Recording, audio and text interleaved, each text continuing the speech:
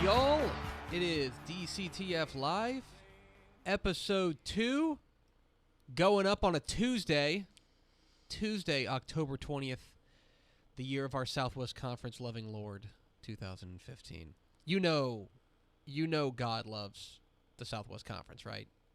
I'm Greg Tepper, managing editor of Dave Campbell's Texas Football. You can admit it. No, I mean, that's a key tenet in my life. If God loved a conference, ever loved a conference, quite clearly, it would be the Southwest Absolutely. Conference. There's no question. I don't think there's any question about it. No. My name is Greg Tepper. I'm the managing editor.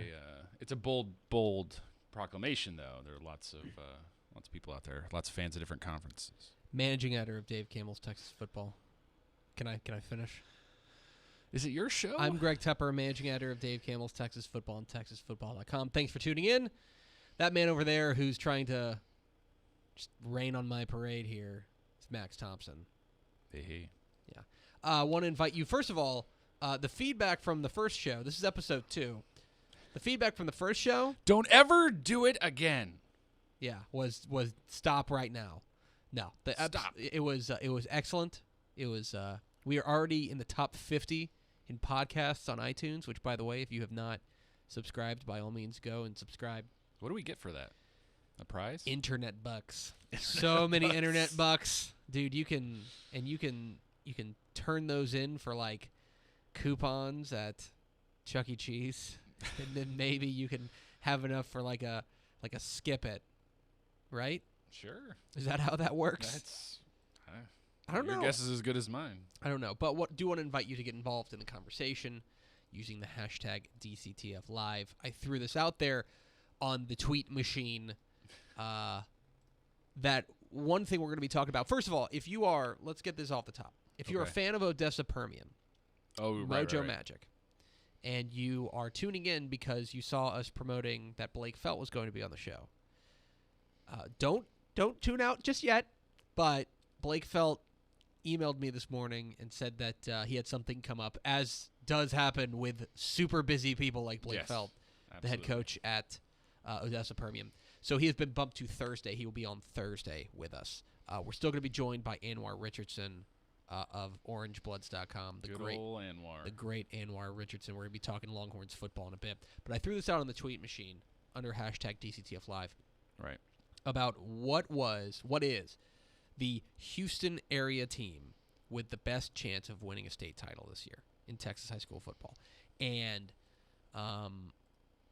because when you think about Texas high school football, especially the 6A and 5A levels, the teams that have dominated right now are in the DFW area. Right. They've swept the 6A and 5A level or championships the last 2 years. And I believe they've won something like 11 of the last 12 in 6A and 5A. Pretty good. Right now, DFW, fair or not, is the center of the Texas high school football universe. Now, we've been talking about it a lot, about how this could be shifting. Mm-hmm. And I think that if it's going to shift somewhere, although Austin's certainly going to have something to say about it with Cedar Park and Lake Travis and Westlake and all them. Sure, but, their issue obviously is not having enough teams to really, just quantity of good teams. But I think that Houston is making a push, and I think that they've got a chance to really make some noise. And you look in 6A, look, there's the looming beast, right? I mean, it's the team that everybody forgets to talk about because they're just so dang good. It's Katy. Mm-hmm. And the way they're running the ball with Kyle Porter, the way that defense is playing, I mean, if you wanted to put them at number 1, I think there's certainly an argument there. Yeah. Manville, of course, has so many different weapons. That early loss to Spring Westfield is looking better and better because Spring Westfield looks great. Yeah. De'Eric King, all those, Reggie Hemphill, all those weapons they have. It's ludicrous. Pearland is another team that I think people forget to talk about. Quarterback Connor Blumrick has really, really shined and really blossomed this year for Pearland. And, by the way, they're undefeated, and they're already past Dawson. I mean, this is a very good Pearland team. Klein Collins is a team that maybe we haven't talked about enough. Plucky, though. I mean, very plucky. That's a good word. Very plucky. And talented at skill positions. I mean, they've got just the right pieces, if they're consistent, to knock a few teams off and maybe make a run. Justin Pratt, if you have not paid any attention to him, he's special. He's a special running back for Klein Collins. And then there's Dickinson. And Dickinson has been that team that nobody's paid attention to. And all of a sudden, the Gators are just sitting there, 7-0, probably going to win their district. You know, the rest of their games, Friendswood will be pretty tough. Clear Creek will be a great game. And then Clear Springs, you know, they're probably going to win their district, I think, if you had to pick right now, because Jordan Myers, their running back, is just ludicrous. Already 19 touchdowns in the year. He's averaging 8.5 yards a carry. Yeah. That's nuts. And their defense has been really, really good. The Gators, a team to watch out for. And then Spring Westfield. Spring Westfield's a weird team. And I remember texting you because I handle the 6A rankings on TexasFootball.com, which you can see at TexasFootball.com/rankings.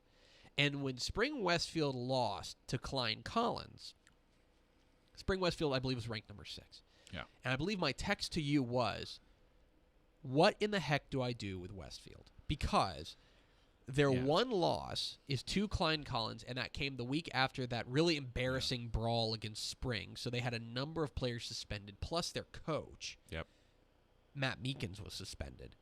And so how do you know, so I dropped them a little bit, but I didn't, but I still think they're a top 10 team that we currently have ranked at 13. That's where I am at on Westfield.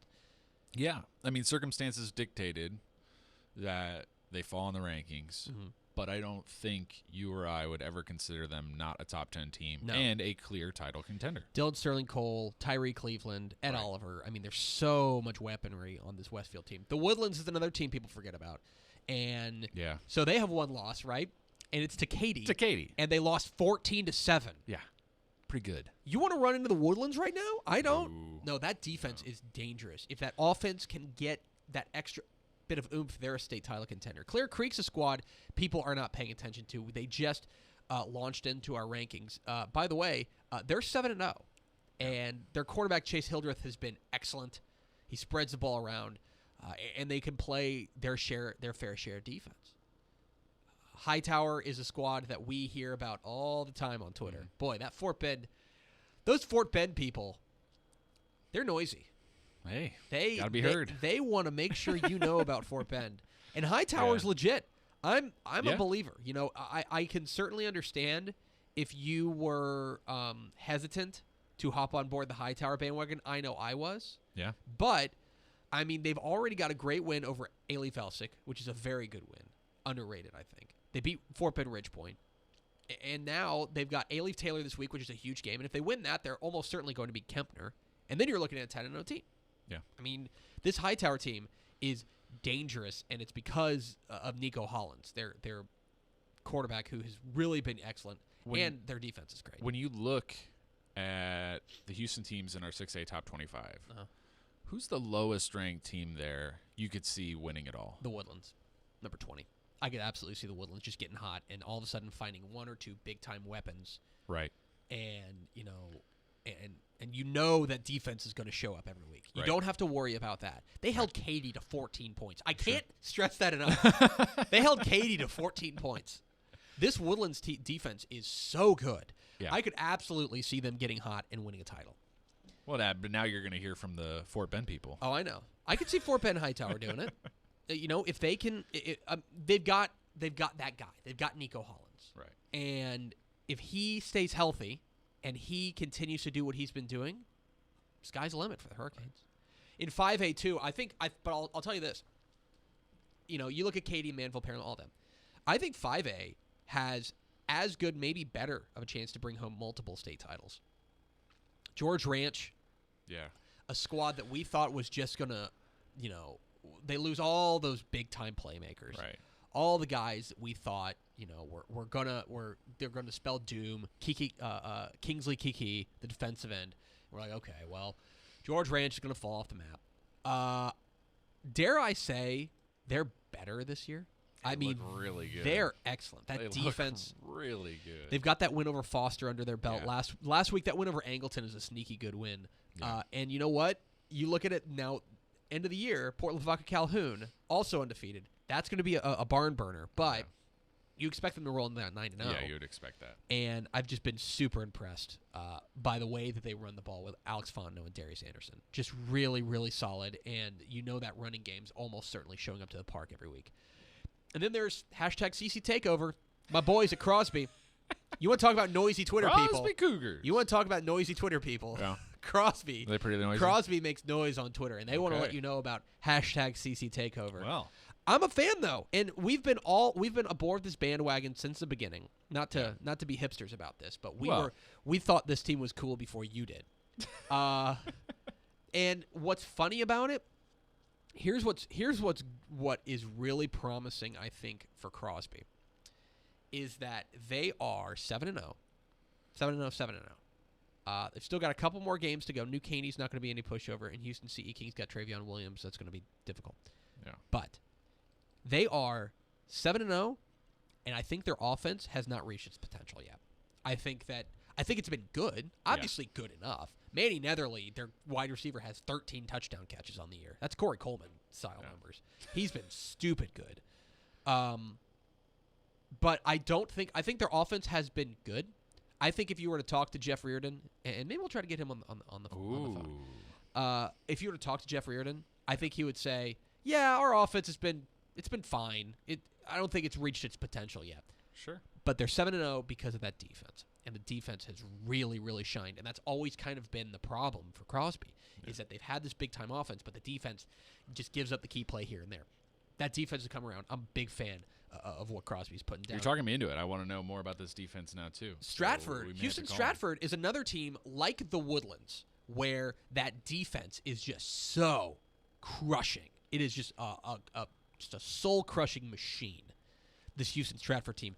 And I really think that that's the kind of team that, if the offense can come up with the big plays, Michael Milstead, their quarterback, has been solid. Rakeem Boyd, the running back.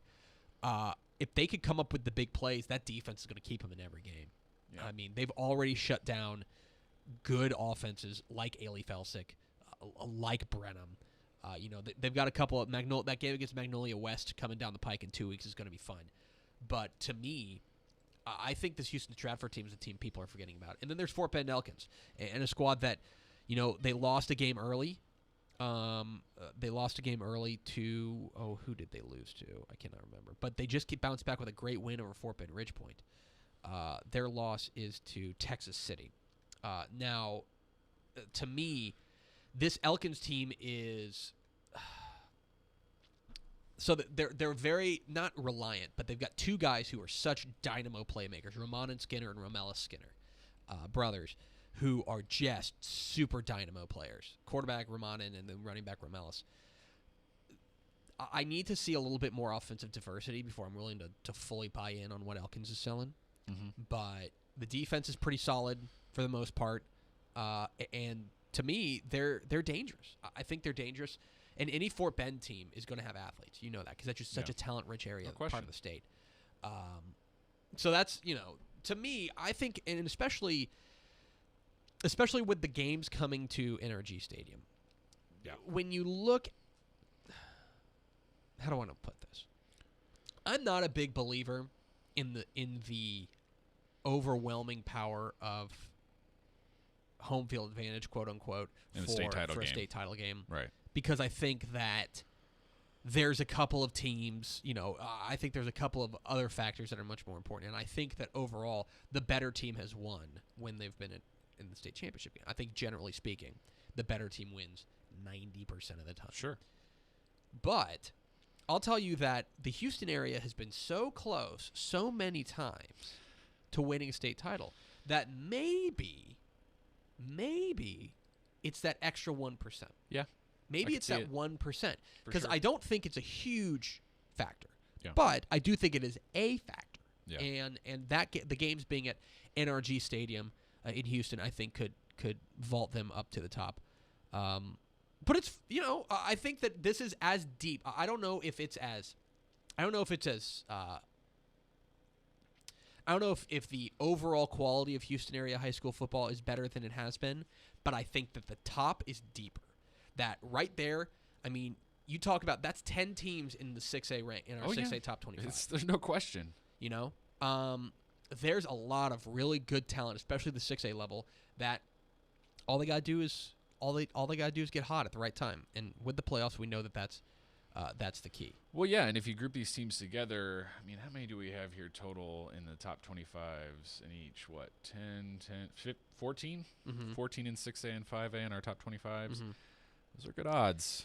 Those are really good odds. Can I, speaking of the Houston-Port Arthur area, can I mention something? Oh, I have guess. something very important to report. Okay. Bun B just followed me on Twitter. Oh, my gosh. Oh, man. Okay. I'm not gonna freak out. Keep it together. I'm not gonna freak out. Just try to keep I'm it not gonna together. freak out. Try to keep it together. I'm not gonna freak out. Anyway, but so we're talking Houston area football. We are going to, move over now. We're talking high school football. Of course, get in touch with the show. Use hashtag DCTF Live to talk football. Who do you think is the team in the Houston area that has the best chance to win a state title? Let us know at hashtag DCTF Live. We are going to transition now a bit to high school, or to college, rather. And is there a more confusing team in the state than the Texas Longhorns? We thought we had a feel for who this team was. We were pretty sure we did, actually. They start off 1-4. They look like a team that has just... Okay, they're just not very, they're just a mad team. They're just not very good and stuff. And then, somehow, they go and they beat Texas. Or they go and they beat Oklahoma. Just out of nowhere. They're coming off a 43-point loss to TCU. Now, that's a very good TCU team. Nothing against them. A 43-point loss to TCU. And all of a sudden, we're to expect that they were to go in and beat Oklahoma? Well, that's exactly what they did. Who the heck knows what to expect from this Texas team? I'll tell you that as much as we talk about the quarterbacks, as much as we talk about the skill position guys, to me, the key has always been for this Texas team, has always been the offensive line. When the offensive line it plays well, Texas tends to play well. But why are we listening to me? Let's listen to the man who knows them better than anybody. It's Anwar Richardson of OrangeBloods.com. Hello, Anwar. What's up, man? How are you doing? I'm doing all right. I haven't seen Anwar for a couple months. We met up at a Texas X's event where we were both speaking, and we both lived to tell the tale. We both lived to tell the tale. And yes, we did. And we did. And I'm going to tattle on him because I go up there and I'm like tempering expectations. I'm like, well, I think Texas is going to be. They're going to be okay. They're going to be fine. And Anwar gets up there and blows the roof off. He's like, basically everything short of like, they're going to win a national championship. He was playing to the audience, Playing to the crowd. Playing to the crowd, baby. Playing to the crowd. Know your audience. Okay, so let me ask you. As WWE style. He's just dropping promos all over the place. Can you explain to me how Texas beat Oklahoma? Because we're 2 weeks out of it, and I still don't understand. I don't. I mean, I would love to sit here and say all these things make sense, and this is the reason why it's happened. But logically, it doesn't make sense. It doesn't make sense to have a quarterback that throws for under 100 yards. It doesn't make sense for an offensive line that was putrid to all of a sudden dominate the line of scrimmage and to get over 300 yards rushing.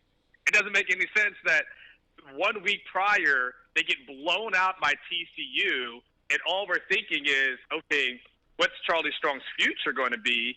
To the next week, they go and have a monumental win, and all of a sudden, everyone's like, he's the man for the job. It is very hard to really pinpoint. And that's kind of one of the things I kind of wrote about recently, which is, what we don't know is if this was kind of the Oklahoma game was a turning point, or was it really a tease? because some of the things that we saw against Oklahoma, I just don't think are sustainable over the next 6 games. I don't really believe that you're going to continue to win games without being able to pass the ball.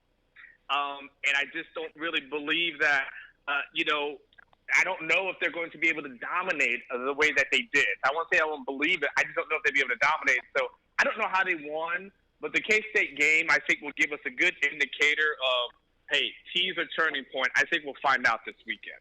Are you with me in the sense that when I watch the Longhorns, I think if the offensive line plays well, they're pretty good. And if they don't play well, they're pretty much not going to win a game. To me, it all starts with the offensive line.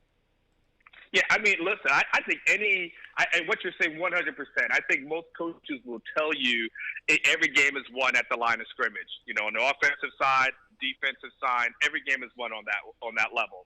And this is an offensive line. Again, it's when you looked at it and you said, all right, the Connor Williams, he's a great freshman, but Cedric Flowers, I mean, he got injured. I mean, and not Cedric Flowers, but Kent Perkins got injured, and I was unsure of what to expect. And yes, all of a sudden these guys played well. But here's the most interesting thing: as I was talking to Cedric Flowers yesterday, and was asking him about the meeting that he had with Joe Wickline after the Oklahoma game, and we're all thinking, oh my gosh, these guys did great. He said all the guys graded out with a C grade. He goes, it may be one guy, Patrick Vahe, got like a B minus, and everyone got a C. And I'm like, well, what the heck was he graded on before that? Because if that was a C effort, then clearly everything before that had to be an F. So I'm 100% with you. It starts up front, and if this offensive line and even defensive line, but especially what you're saying to your subject, if offensive line can repeat what we saw against Oklahoma, then you feel good about this team maybe winning at least 4 out of 6 games and making it to a bowl game. So I'm 100% with you. We're talking with Anwar Richardson of OrangeBloods.com here on DCTF Live. Get involved in the conversation at hashtag DCTF Live. Anwar, the other thing about it is that this was an Oklahoma offense that was mowing people down, and then the defense comes up with, I think unequivocally, its best overall performance. And the guy, to me, that it all started with, ironically, is a freshman in Malik Jefferson. What kind of spark has he given this defense? I mean, Malik is the real deal, right? I mean, when you get a guy who is a 5-star, and 5 stars, as you guys know, and I'm sure you've always communicated to the audience, 5-star means at least a 50-50 chance this guy's going to be an NFL player. Mm-hmm. And you start thinking, okay, is the guy going to be able to live up to the hype? And the guy does. I mean, and what they did in that game is, having Malik as a middle linebacker is fine to plug a hole. But having Malik on the outside and being able to rush the passer, that's where he's good at. I mean, that has to be his bread and butter going forward, because when he can see the play, when he can react, when he can be aggressive, when he can get in the flow of the game, you sense it. That's the one thing that I think makes really good players stand out, is when you can see them starting to have an impact in games. And when you can see momentum swaying, and you can start seeing that guy is doing something special. And that's what you're seeing out of Malik as an outside guy. I mean, there's no doubt in my mind he's got to be probably the freshman of the year, at least in the Big 12. And yes, he played well, but don't forget Holton Hill, on the outside either. I mean, that's a defensive back who, they've said go out there and do your thing. He's good. He's aggressive. He's a guy that he's another guy to watch out for. Malik is getting all the attention. Absolutely, he deserves it. But don't forget about another freshman, Holton Hill, in the secondary. He's doing a tremendous job. You don't have to. You don't have to sell me. You have to sell me. I have been waving my Holton Hill pom-poms for a couple years now. I've been a big fan. So let's look forward now. Obviously, the game this week against Kansas State's a super interesting one, coming off of a bye against a team that is just riddled with injuries, just absolutely decimated by injury. But at the same time, if there is a team that has had Texas's number over the past, I don't know, million years. It's Kansas State. It's Kansas State. Where are you at with this K-State-Texas game? I will just say this season, every time I think I've had Texas figured out, I've been wrong. I thought they would be competitive against Notre Dame. They weren't. I didn't think they were going to be that competitive against California, and Cal rather, and they were. I thought they would be competitive against TCU, and they'd lose 50-7. I thought they would get blown out versus Oklahoma. They win 24-17. So every time I feel like I have a pulse of what this team is going to do, they do the opposite. So if you're a Texas fan, what you want me to do is think this team is going to get blown out. Because that's really your best opportunity for a victory. I'll give you the kiss of death. Because if I say they're going to win, you're in trouble. Yeah. So the kiss of death is they don't have a chance. But the jokes aside is, I'm unsure, of it. They having the week to really have some confidence, I think helps. They looked at that game versus Oklahoma, and I'm talking about when K-State played them, and they basically stopped watching the film because they didn't feel like that K-State team that they saw is going to be the one that they see this weekend. So that's a team, like you said, historically well-coached team. That's going to be a team that's going to come ready to play and come really looking for redemption and vindication, and what other better way to do it than to beat Texas in Austin. But I believe in my heart that Texas is probably going to win 4 out of 6 games, and Kansas State is a game that I believe they're going to win. I believe they're probably going to win against Kansas State. I think they're going to win Iowa State. I think they'll win Kansas, and I think they'll win Texas Tech. I'm unsure about West Virginia on the road, and I'm definitely not going to bank on them beating Baylor. But this is a victory I say they probably have, and I think it's an important game. I know as you're wrapping up, I know it's an important game because you lose one more, and now you're really in the danger zone as far as making the bowl, and all types of bad things happen that way. I think it's every game's a must win, but this one for sure they've got to have. And if they get this one, heck, they may be able to run off 3 straight. And if they could beat this and then go Iowa State, then you start getting some momentum. But if you ask me right now, I believe they're going to win. But if you want the opposite to be true, you want opposite George. They don't have a shot. You heard it here first, everybody. Anwar Richardson saying no chance Texas beats Kansas State. No chance whatsoever. He is Anwar Richardson. Check out his fine work at orangebloods.com. Follow him on Twitter at Anwar Richardson. Thanks for joining us, bud. Hey, guys, man, you guys have a great one. Good talking to you guys again. There he goes. Thanks, Anwar. Anwar Richardson, the man with the plan about the Longhorns.